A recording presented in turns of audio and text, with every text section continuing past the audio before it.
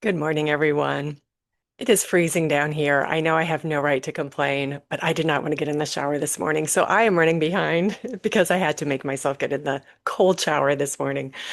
Okay, so here I am, done complaining. Welcome to our Monday morning meditation. So good to be here with you. It's going to warm my heart and the rest of me just to have this time together. Oh my goodness. One of the things as I was rushing around trying to stay warm this morning was you know, I was thinking about being in the flow, which I was obviously not this morning. And, um, just thinking about meditation and the benefits of, just being able to sit back and watch our mind and have that time specifically set up when we are not doing anything at all. We are just watching the mind, just noticing how it does whatever it's doing in the moment, and we don't have to act on that. I don't know about for you, but for me, the rest of my day can be filled with to-dos. My job is something where I have the privilege, I guess, to be able to need to be present throughout the day when I'm talking with people. But there's the rest of the day when I have my to-do list. I have things on the computer, lots of things on the computer um, that are my responsibility for my work, for my volunteer work, and I love it all. But I also need to be aware when I'm pushing and I don't need to be doing something. I can put something off until tomorrow and that it's okay. And to do the things that are mine to do today, but I don't have to do all the things. And I have shared before about this book by my spiritual mentor, Jane Hart, Spiritual Power Tools, Support for Your Soul. And this is my everyday guide. This is my everyday guide, and it has been since it was first printed in 2004. And it's on its rendition, third edition, since last year, I believe, 2024 came out with a third edition. Anyway, every morning I take time, sit with my coffee and take time and just hold this in my hands and say, okay, what is it that I need to pay attention to today? And I open it and I write down in my journal what I have opened to and any thoughts I have about that. And this morning I opened to the chapter that's called From Intellect to Intuition. And this was a section in this chapter that I opened to was talking about the main function of our intellect is to analyze and um, work through whatever it is we have in front of us to work through.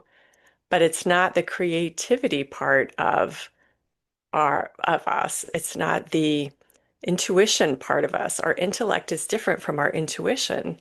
And when we are developing our intuition, we want to quiet the intellect, which is what we're doing in meditation time. We're practicing quieting that intellect and being more receptive to that other.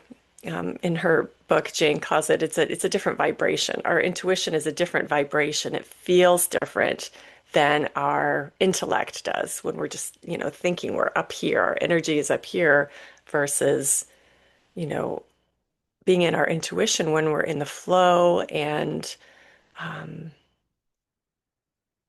listening. We're receptive. Our intellect, we're active. With our intuition, we're receptive. And the more we tune into that intuition, the more we're in the flow with whatever it is that needs to be done in our daily lives. And believe it or not, our intuition is better at knowing what to do next. It's better at um, helping us to be in the flow than our intellect is. we don't have to be thinking all the time. And um, I also listen to, gosh, many different kinds of YouTube videos that are in my that pop up in my screen, and my algorithm, my YouTube algorithm reminds me all the time that thinking is not helpful. Thinking is not helpful.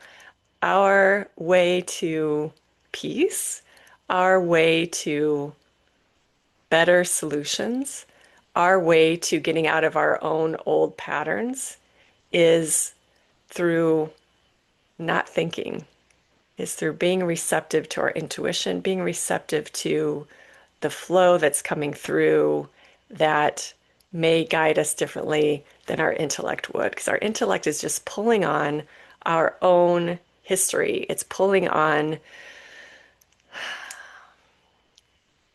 it's a garbage in, garbage out feature that we have in our system, and good things in, good things out too. So there's that positive side of our intellect that we rely on, but when the negative side comes up of, making us do the same old thing we've always been doing, then we don't like it so much.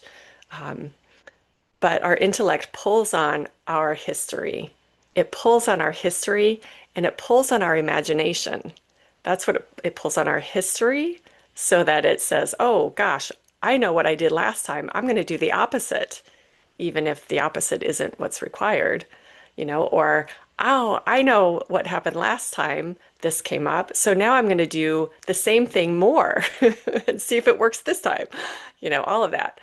And so that's the past side. And it also draws from our imagination, which helps us solve problems, which helps us put ourselves in a potential solution to be able to analyze it and evaluate it. And that's wonderful. But it also believes some of those imaginings in ways that aren't helpful. And that shows up in our worries, our fears, our anxieties, all those what ifs that go through our mind. So our intellect is pulling from a very limited and short-sighted reservoir. But our intuition is what is open to, and I'm going to get a little woo-woo here, so hang in there. But our intuition is pulling from the universal wisdom, universal intelligence. Jane calls it the storehouse for universal wisdom, or something like that. I've heard her say in classes. And, there's this universal storehouse of wisdom that can see from the mountaintop when our intellect is only seeing from the first few steps on the path. So our intuition knows what's coming around the corner. Our intuition knows what is in our best interest, even if our intellect, because it's pulling from the past and it's pulling from anxiety, it will say, oh no, don't go any farther on that path. And our intuition might be saying, yeah, it's fine, go around that corner, it's no big deal. But our intellect is telling us that it's not okay. Anyway, I'm talking too much here today, but just, being in the flow is about trusting that intuition. And I'm saying that once for you and twice for myself today. Trusting that intuition and trusting that flow is always going to lead us in the best way possible, no matter what our intellect chatter is talking to us about in our heads. So when we meditate, we're practicing quieting the mind, quieting the intellect, and just sitting in the quiet receptivity of being willing to listen to intuition. And it helps grow that muscle. It helps grow that awareness of that. Jane also calls intuition our extra appendage we didn't even know we had. It's like having, a third arm, she says, where we can be doing a lot more things when we're trusting our intuition and we're in that flow than we can when we're just relying on our two arms of our intellect. There's something else that is pulling in information that allows us to be in that flow.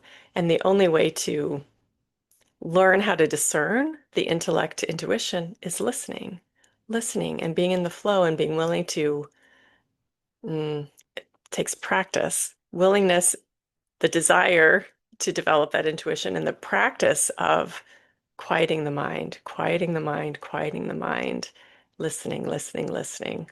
So we're going to practice listening today. All that said, so I invite you to get comfortable where you are if you're not already, and we'll take a couple of deep breaths to move from the intellect of words to just tuning in to the body, letting it relax and just melt into the place you're sitting in.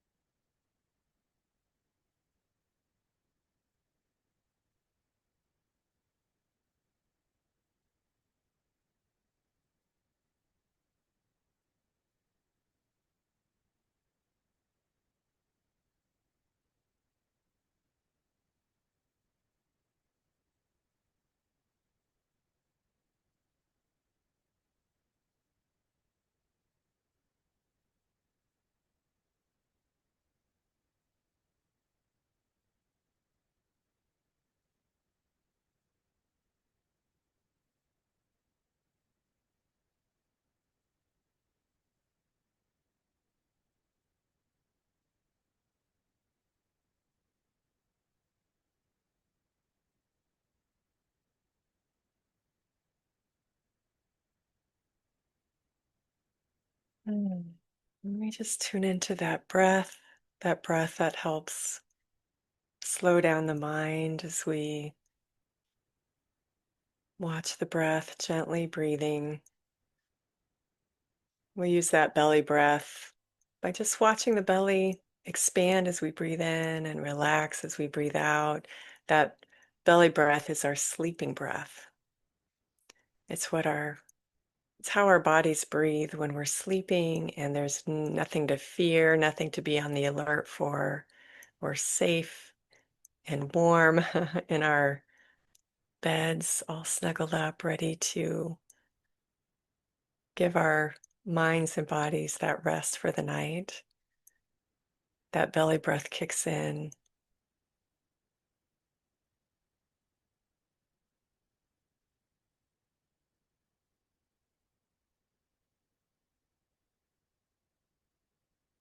So we pull on that to help calm the mind.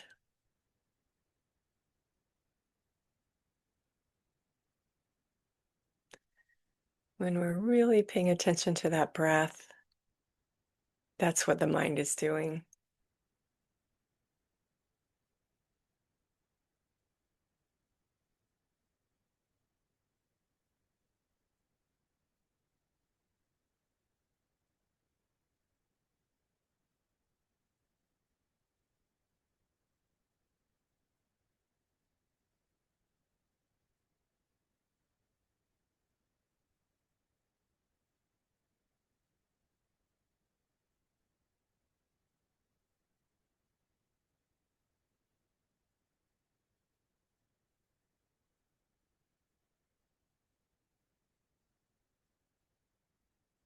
There are so many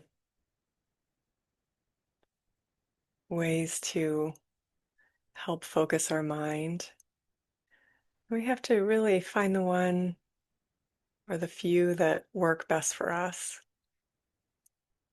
And the mind is so tricky. It's so used to being in charge that maybe watching our breath works one day, but the next day we need something else for our minds to chew on so that we can practice quieting it. Some days just watching the breath, some days listening to music, some days focusing on something with our eyes open.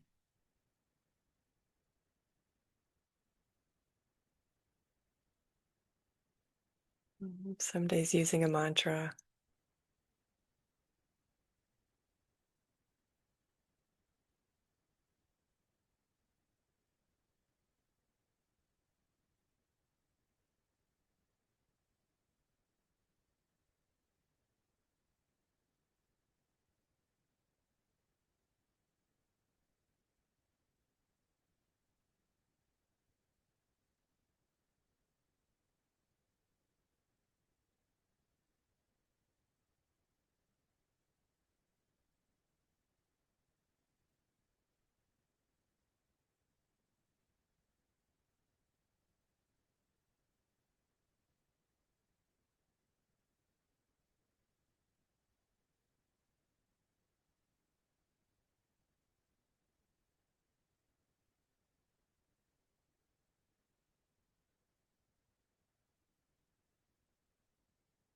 I'm just going to focus on our breath today.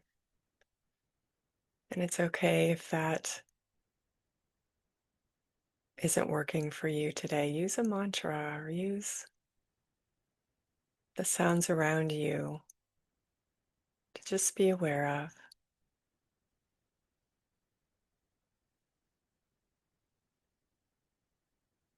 The mind can be so strong, that intellect can be so strong sometimes. It's just used to being in charge, it's used to having its own way. And we're displacing that activity with focus. Focus on something that isn't each thought that's going through our heads.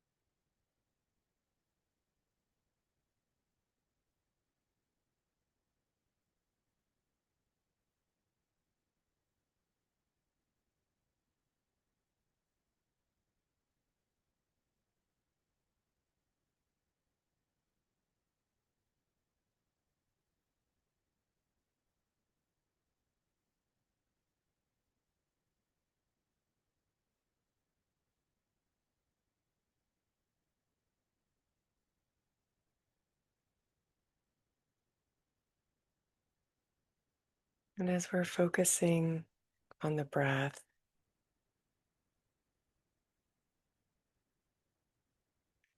we're supporting that quietness inside,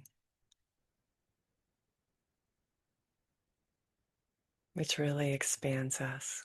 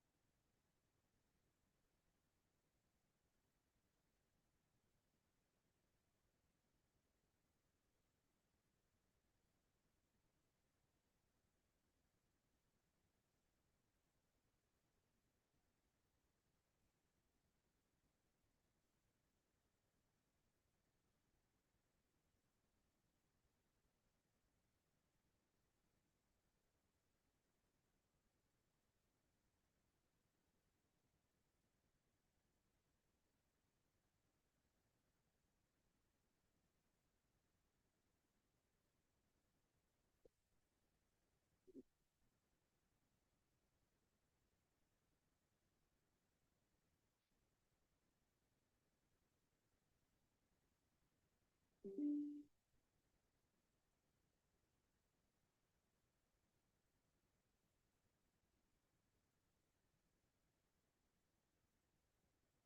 we just keep bringing our attention back to our breath or mantra, the sounds around us.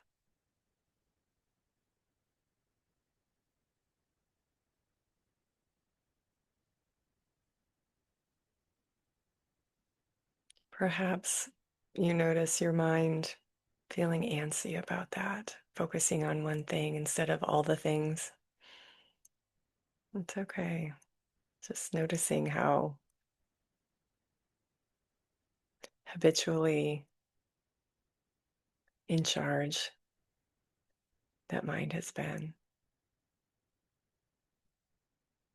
And bringing your focus back to your center, however you're doing that, is retraining the mind. And you can see that your real self, that real part of you, is not the mind.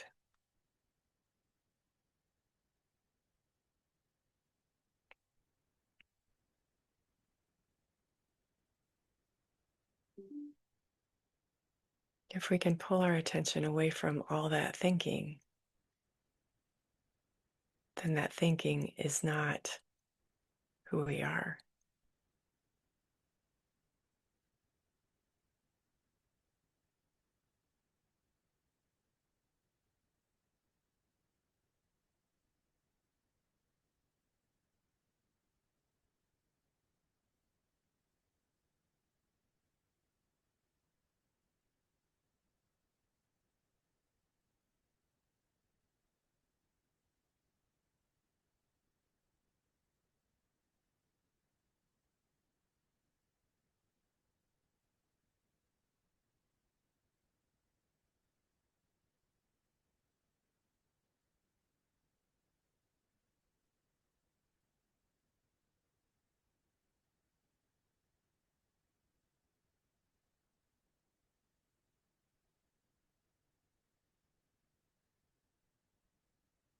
And if you have time today to practice the quiet, I invite you to do so. If you need to go about your day, take the quiet with you.